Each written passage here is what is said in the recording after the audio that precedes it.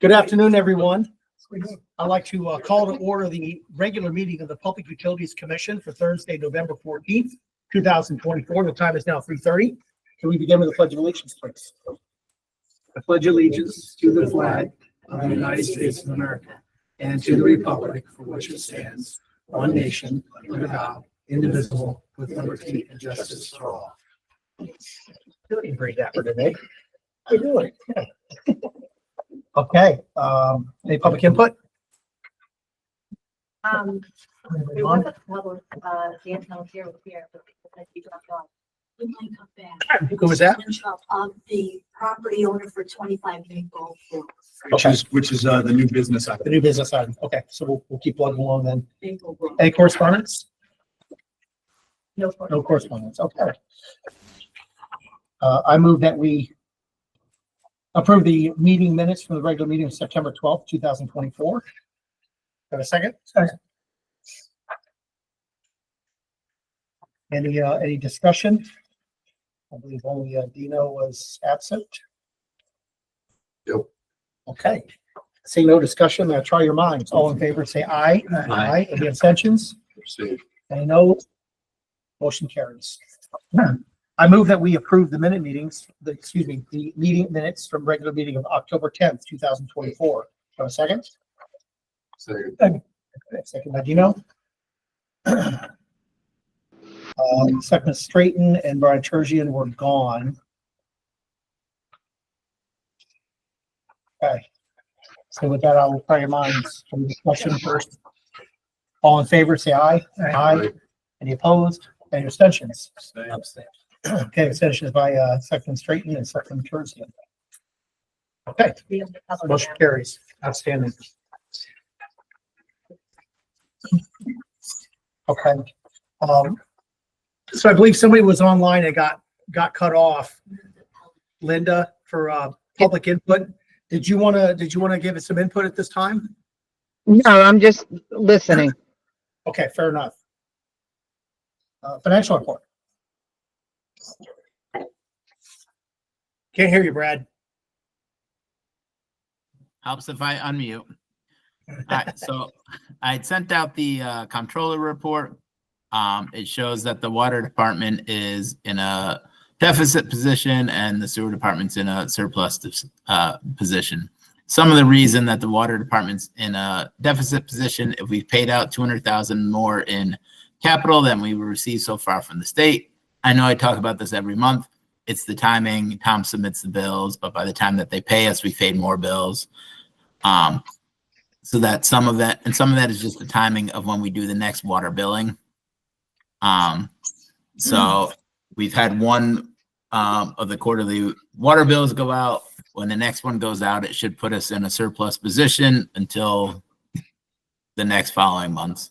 And sewer's in a surplus position.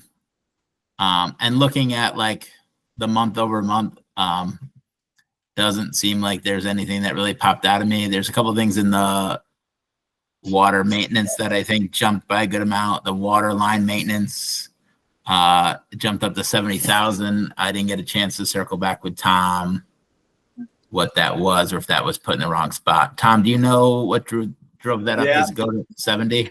That was two water main breaks on Midway. They total about 51K out of that number. So that's why that's jumping up. Other than that, I didn't really see anything else that popped out. The contracted services capital projects, we're at like 1.6 of the 5.6 budgeted right now. So kind of where we're at right now. And I'm just looking back at sewer real quick.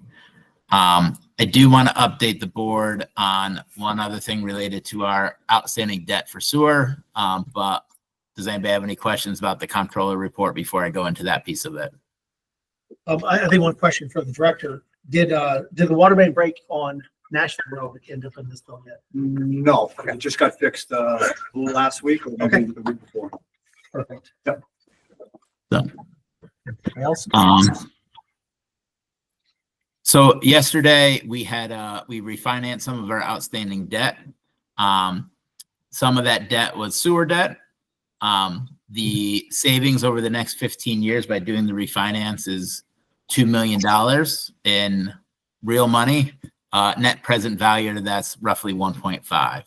Sewer represents 25% of that. So if you look at the comptroller report for the outstanding debt, those will go down slightly next year because of the refinance, because it's 25% of the, roughly it's going to save $400,000 or $500,000 for the sewer department, but it's over the next 15 years. So it's not going to be a drastic difference, but it was worth doing because of the rate change.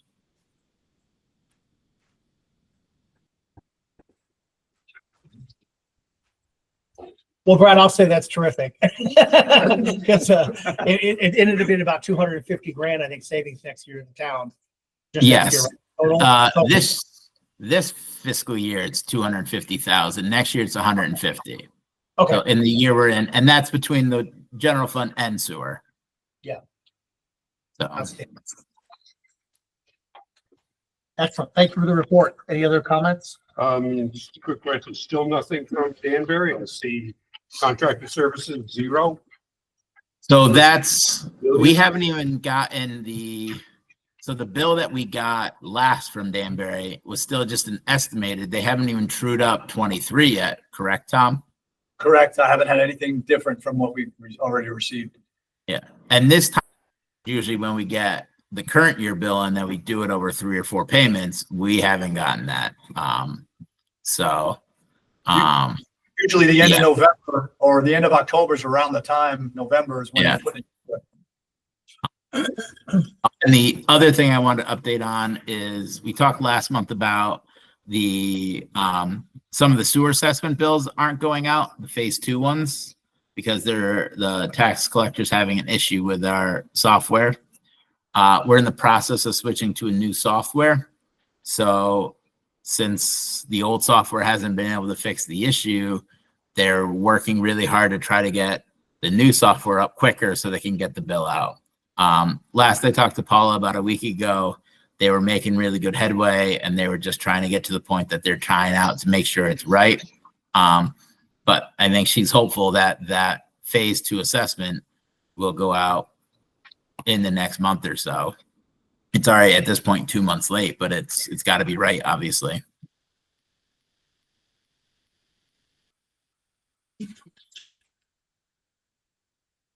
Any further discussion on the financial report? All right, Brad, thank you so much. Invoices. Well, Francis, if you want to just go ahead and update us on invoices there, Tom, and it looks all to be Bergstrom, pretty much. Yeah, they're all the Tony? standard ones. Kovacs is Bergstrom Construction. Okay.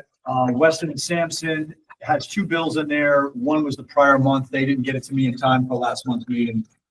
The bigger number there is the contractor was back to do a bunch more of the cleaning.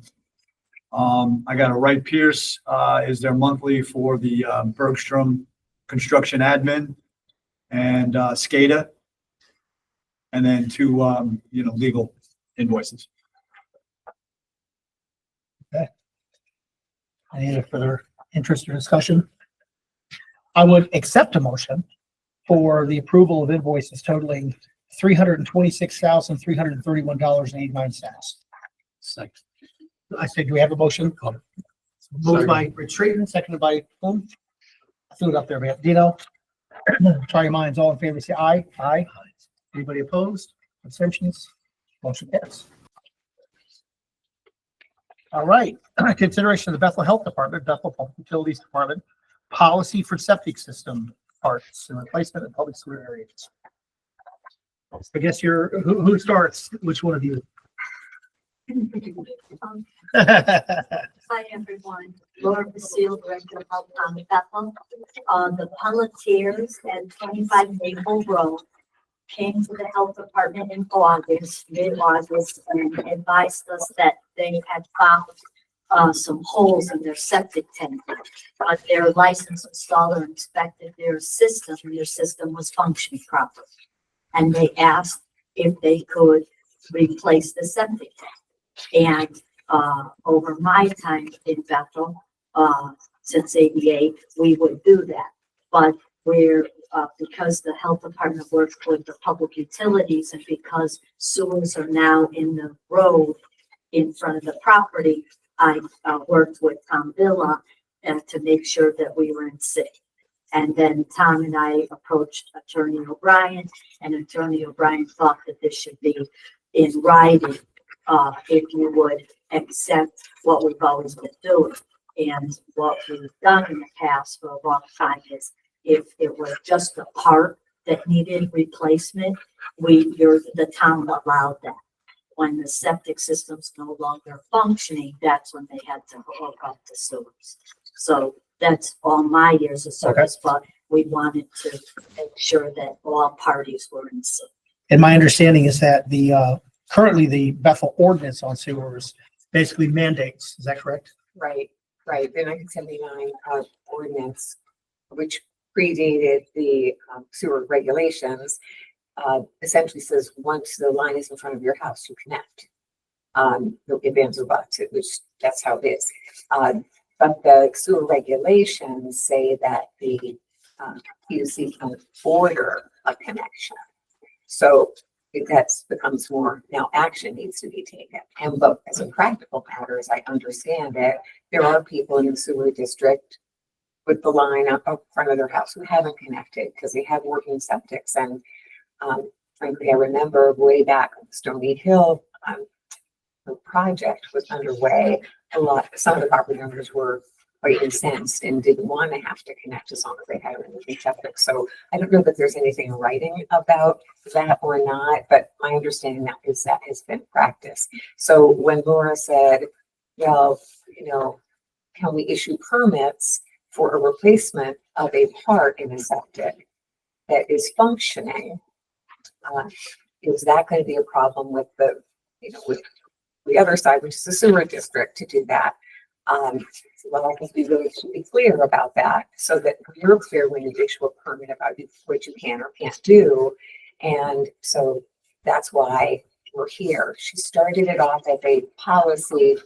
Her policy was both a sort of a joint policy, Bethel Health and sewer. I usually have a copy of that in your materials. And I said, I think the better thing to do is to have a Bethel Health Department policy with all the requirements of the permit, because you issued a permit. And on the sewer department side, a policy that essentially, if the property owner is complying with that, all the terms and conditions, and it is just a part replacement.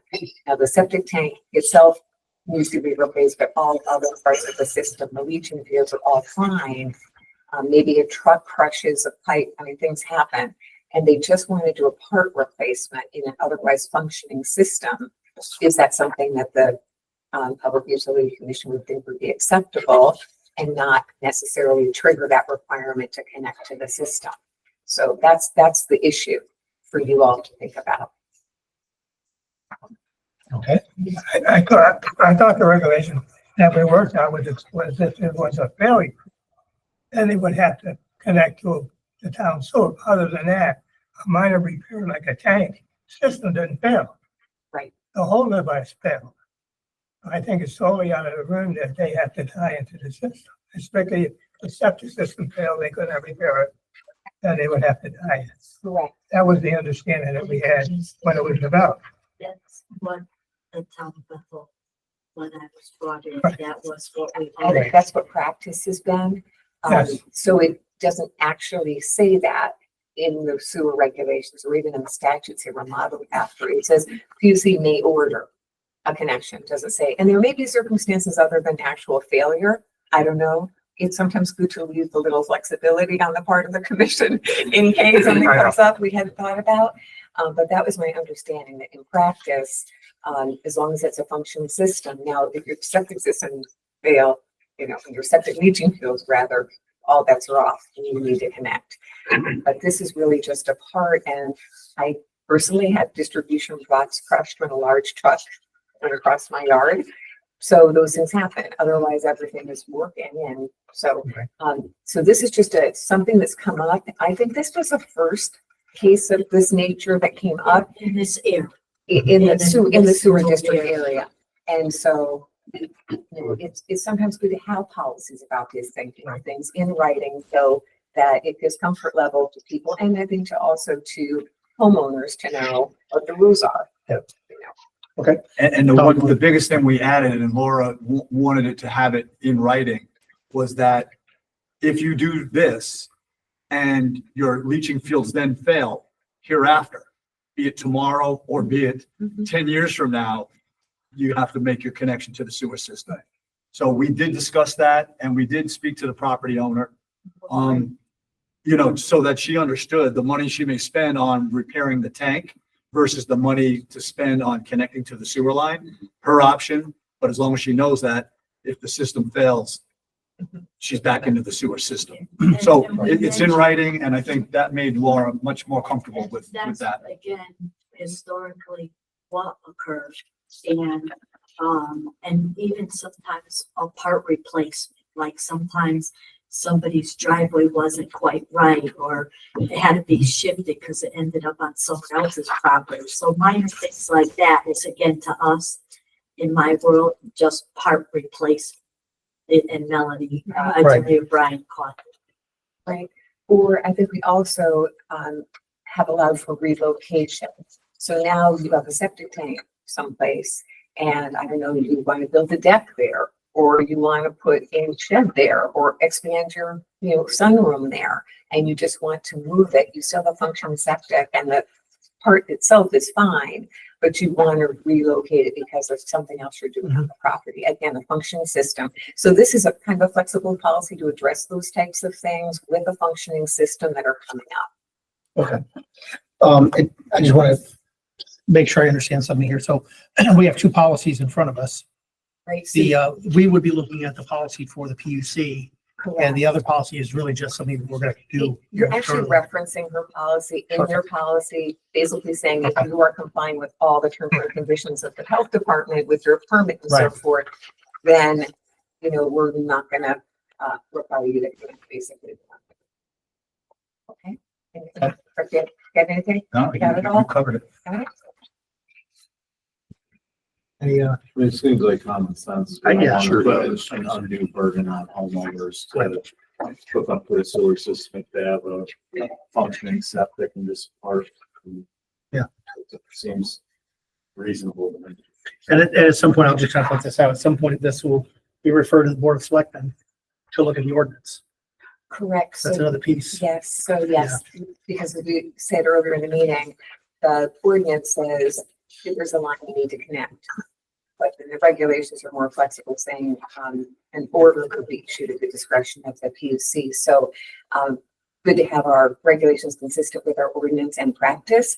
So it's probably a good idea to start to look at that ordinance, just to review it, see if it needs updating, just to make sure we conform with practice and our regulations. So if that's something for a project, a winter project, Yeah, send that To out start and maybe break it up. into- redlining it. Right, Yeah. got it. Okay. Any further discussion with respect to the policy? No? Okay. Today's what, the 14th, right? So I believe the correct motion is, I would accept the motion to approve the proposed Bethel Sewer Department policy for septic parts replacement and relocation for functioning. It would go into effect today. I'm sorry, Dan, it's actually printed out kind of funny, but for functioning system in sewer district. Oh, it's So, in sewer, okay. title, sorry. System and sewer district. So proposed draft, okay, so it's going to be the policy for the Bethel Sewer Department policy for septic parts replacement and relocation for functioning system and sewer district. Okay, and it would be effective today as of our vote. November 14th. I'll set the motion. So that's a move. Okay, we have a second by Selectman Straighten. Any other further discussion? Attorney Lyons, all in favor, say aye. Aye. Aye. Any opposed? Motion carries. And for the you adopt this policy, they need to insert the date. As well. Yeah. Today's date as well. Okay. Okay. Yeah. Good. Excellent. Thank you. Thank you Excellent. very Thank you. much. Thank you for your patience. Outstanding. Okay, we'll Okay. I'll proceed. Thank you. Moving right along. Director's report. All right, a couple updates. The lead and copper rule revisions. We got our inventory completed, submitted to the health department. I had to send letters out. We had 0 lead service lines. We had 35 galvanized requiring replacement service lines. They got a specific letter. And we had 1,396 unknown material service lines. Those letters went out. I don't think it's in the package here. Cash, did you make copies? But on the email, you have copies of the letters that went out. I Yeah, wanted get the you- lead out or the No, other they're one? in there. Oh, they're in there. Perfect. They're Yeah. galvanized. I wanted you guys to see what, our customers have gotten. So, basically, there isn't much to do with the galvanized requiring replacement. In that letter, I asked them to call us to set up an appointment so we can double check and make sure it truly is. On the unknowns, I asked them to do one of two things, either self-evaluate, take a picture, send us back the information like I did with those cards about a year ago, or if you want us to come out and do it for you, we will. So right now, the calls are coming in because it's early on. Mhm. The people that really want to, help out Sure. are doing that. And, we'll keep going. It's something I've got to keep up to date. I gotta resubmit the inventory every year. So hopefully I can cross off unknowns with hopefully non-lead. So that's where we're at. What is the plan? Like, once this letter takes effect, we get so many in and we're left with, I don't know, 800 or 700. What's the next plan? Well, you're gonna keep, I think there's 7 years to try to find all your unknowns. I don't really know what happens if you're still left with unknowns, to be quite honest with you. All right. And then you got 10 years to replace all the lead or the galvanized that you have to replace.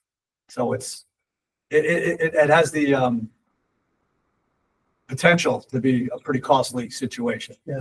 Especially with just 3 streets in particular, Reservoir, Grassy Plain, Yeah. and Greenwood.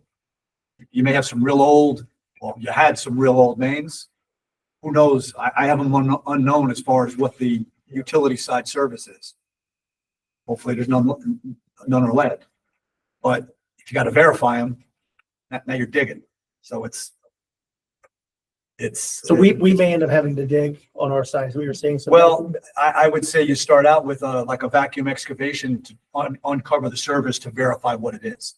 Maybe it got replaced, it was done in the 1900, but maybe they replaced it in 1960 and they put copper in, who knows? So it's just we're just going to be chasing it from here on in. So what's the issue with the galvanized lines? Well, they say if it was a galvanized line and unknown ahead of it was a lead gooseneck or a lead service line, the galvanized could absorb lead. They also say, and I don't even know how you would tell, there's lead lined galvanized pipe. Have you ever heard of that? And maybe it wasn't in this part of the country. I don't know, but All right, so it's, if someone has either a lead line or a galvanized line, is it the homeowner's responsibility or is it the town's responsibility? well, the customer service line, I don't see that we're on the hook to pay for this at this point in time. So I think you notify the customer. I think if we know we have something on our side, we'd have to replace our side. All right, so we would be responsible from the main to the curb. Right, And but, the homeowner would. but you won't get credit for that being a service line that you replaced if right, they don't do their right, half. Right, okay. And I don't think there's a lot of financing out there for private citizens. So, I mean, it's going to keep going forward. And I guess the best thing that we can do is just try to keep identifying unknowns. From what I'm seeing, we used a lot of copper in the 60s, in the 70s, in the 80s. So hopefully a lot of these unknowns will show up as non-lead. But we're going to have X amount that we're not going to be able to easily determine. Just out of curiosity, have we ever, this is a history question. Have we ever laid claim to owning the line beyond the service valve? In other words, closer to the house or into the house? I think, I don't know how Bethel did it. I think a lot of utilities in the old days, it was the customer service line from the main all the way in. And I think that's why a lot of our records don't identify the type or the size of pipe. I think we just wanted to keep track of where's the shutoff valve. So I've got records on where shutoff valves are, doesn't tell me what type of pipe, what size pipe. Okay, so the history is we used to lay claim to less. I of the think line so. than we covered. And I know then when you have service leaks in the road and you're asking the customer to repair it and they don't have the wherewithal and they don't do it, your leaks are just continuing. At some point, most utilities then took over. Like I know in Norwalk, we had something written up in like 1988. We took over responsibility from that point on. I think Bethel really has, with the rules and regs, I'd have to reread them again, but for the most part, we take it up to the curb valve. Right, now, Right, I don't know Yeah, when that yeah. cutoff date was, but that's generally how most of them are now, because we now have the wherewithal to get in there and fix that leak that's damaging your road and then you're losing water and so on. mhm. And it relieves the burden on the customer from, Yeah, we changed that because we used to have to go to the main. The homeowner. uh, I have another question. Yeah. The Danbury letter that they sent out, or news article, whatever, talked about adjusting the pH of the water to protect the system and prevent the lead from coming out. Mhm. Do we have the same policy? Do we do the same thing? we have been, treating with an orthophosphate corrosion inhibitor since like the early 90s. I think when the lead and copper rule came out. But basically, the Maple Wells, the pHs are over 7, probably 7.5, consistent. So we really haven't had to. You talk about that more so with a low pH is going to be Yes. more aggressive, Absolutely. right? So really, the way the way the rules have been, you have to basically do like a corrosion control study if you're exceeding the lead numbers. So, So we've asked our. well, to this point, we've never We do. exceeded. We've been in good stead all along. So hopefully we have a good leg up. Just a couple other things. Our dam inspections for Chestnut and Eureka, they're every 2 years. Our engineer was out there today. That report is due by the end of the year, so we should be able to get that put together. On the other side, the health department, state health department, our sanitary survey is due every 3 years. We did that last month. We're waiting for his report back. We still need to get a couple of pieces of info to him. And no major deficiencies are expected on that. A couple other items. I know, Dan, you referred or sent to me the governor's declaration of a drought, stage 2. It's kind of an awareness level. Let people know, hey, it may progress, it may get worse. And it's kind of focusing on, fire conditions and asking people to volunteer at this with water usage. And really, irrigation now is really mostly cut off at this point anyway. So see where we go. And then lastly, I'm going through the sewer rules and regs and our water main policy for main extensions. I think we have an application which should be coming in pretty soon with a proposed extension of both sewer and water. So I want to make sure, we have all the details of what we're going to expect from the applicant. That was it. Perfect. With respect to the dam inspections. Yeah. I know it's not our dam, but a question, should we ask here and contact Danbury and ask them what the status is of East Lake Dam? I think we have to make East Lake Dam, if that breaks, it floods downtown. So it's probably more of an emergency management thing because it's an emergency management plan. But I actually called a while back asking for the information on the dam. They wouldn't give it to me. So. Well, there's something called an emergency action plan that has to be put together Right. for every, And what's and interesting. there's a yeah. flood inundation map that goes along with that, So in the Danbury plan, it has the flood inundation map right? that covers Bethel. It wasn't in our own plan, It wasn't, in our own emergency action plan. It was in theirs. it should go along with the dam in question. Understood. Right, Question so- is, how do we find out the condition of that dam? You're the dam business. They should, deep should have all the records. Yeah, but they don't want to give us much. Okay. All right, then I'll fall back up on it. I don't This might think, be out of I don't know scope. why Danbury wouldn't give it to us, you know? You know them better than I do. You could ask them because I think you have to ask the individual. All right, I'd have to look at a map to see. Can you check up with them? East Lake Dam really is It true. should be FOI. I mean, that's a public document. Sure. Yeah, You well, can't- I don't think you they'd can't withhold use it. Under FOI. Yeah. I think you have to have permission of the owner, probably the dam. I figure you might know those regulations and, okay, well, that might be out of Yeah, scope. the owner would be City of Danbury, I would It imagine. is. Yeah, It is. and I think there's some notification stuff in there. There is. Right, They're and, supposed to notify us of a certain rainfall size or whatever. Yeah. okay, all right, I'll look. Would you into mind it. just peeking into it? 'Cause Yeah, I will. You're the dam man. And you're the Dan man. I'm the Dear dam man. damn owner. Well, you know that, yeah. In regards to that, is our dam information go to Danbury? It goes to deep. It doesn't go to Danbury, no.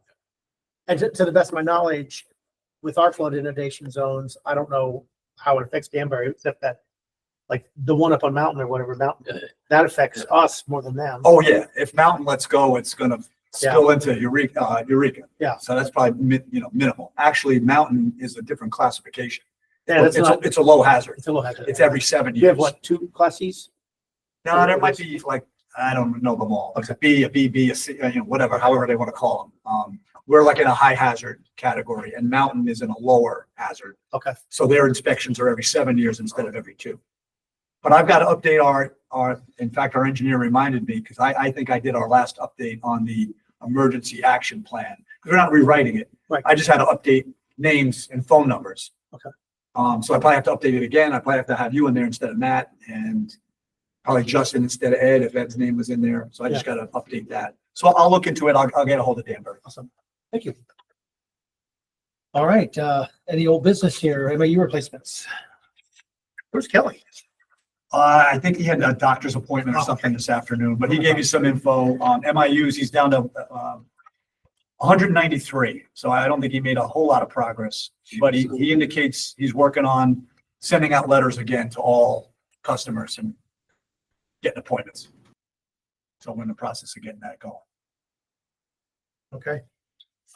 Capital project, status summary? Capital. And by the way, anything else with, actually doing utilities, I'm sorry, capital projects summary All right. status? Bergstrom, with what we just paid, we're at about a 64% through the project. The schedule, again, it looks like it's being pushed back. She's telling me April. I'm hoping she's being cautiously optimistic and maybe it's March. But anyway, the roof is completed, interior insulation. The metal roof is done. The filter tanks are set obviously in the building and they're doing the face piping. So that's starting to look like something at this point. They poured the foundations for the generator and the propane tank. Their interior painting and floor sealing is continued. Good news, electrical gears is starting to get delivered. We've gotten some VFDs. My understanding is the motor control center, which was the thing back in the spring that they said would be November, is en route and it's supposed to be here next Thursday. The electrician wants to get the auto transfer switch installed before he puts that gear in. And I think the generator and he's hoping the transfer switch is with it is also en route. So what does that relate to, extra costs Well, being delayed? extra cost is going to be one item, which I got here, the construction admin that we have with Wright Pierce. They're going to be on the job longer. I don't know that they'll be needed full time, but probably because the trades are going to be doing the electrical, doing the plumbing. So I'm talking to Marius about, I want him to kind of relook at the budget. Some of the budget is backloaded with doing the, the as-built and the O&M plan and all of that. So that number is going to go up because they're going to spend more time. As far as the contractor, the delay really shouldn't add any more dollars. It's really only change orders that are going to add dollars. So right now, we're still in pretty good shape as far as the cost. Now it's really just the time.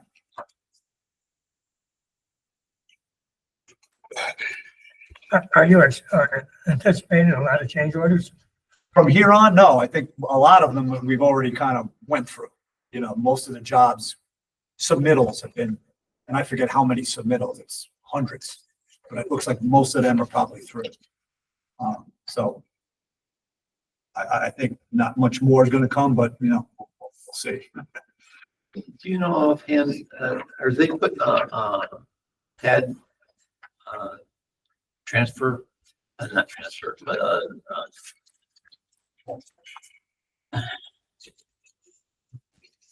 the electrical? Yes. Are they gonna put them on the pole, the transformer? Oh, the transformers, I think it's a pole mounted. I'm pretty sure it's pole mounted, then there'll be a riser coming down to the underground. Because I thought I saw a vault there and I was just concerned that, you know, for flooding, that the vault was gonna be high enough. Yeah, no, the transformers are on the pole. Okay. Yeah. If we have water that high, we're in trouble. Well, okay. The SCADA project, the plans and specs were submitted to DPH. They've approved them as far as us going out to bid. So what we're proposing, we're about ready. So I'm proposing with the holidays, I was trying to avoid, you know, Thanksgiving, Christmas. We're looking at a December 3rd going out to bid, a December 18th pre-bid meeting with the contractors, and then a bid opening in January 23rd. So that should give them plenty of weeks, you know, to look through and be able to put a number together. Have you connected with Melanie on some of the bid stuff? We're gonna go out to bid? Are you do the bids? Yeah, it's a drinking water revolving fund project. Right, okay. So, yeah. Make sure Melanie looks at when we do the bids. There's been a lot of interesting stuff going on with what we have not put in bids, I guess. Okay. If you want to just check that. Yeah, I mean, the language is all pretty standard. It's all the projects we've been doing for the last however many years, but you know, Okay. I'll get you a copy of it. Thank you. And then the last project is the sub area 13 sanitary survey. All the tasks, the cleaning, the CCTV, flow isolation, manhole inspections are complete. Weston and Sampson's working on the report. They forwarded to me the Clean Water Fund application, which then I submit to, and I need a couple signatures, but I'm not quite there yet. We submit that to DEEP to basically try to get reimbursed up to 55%. So that's a good thing. One of the things we need is the application process has a like standard language, a municipal resolution and a funding resolution.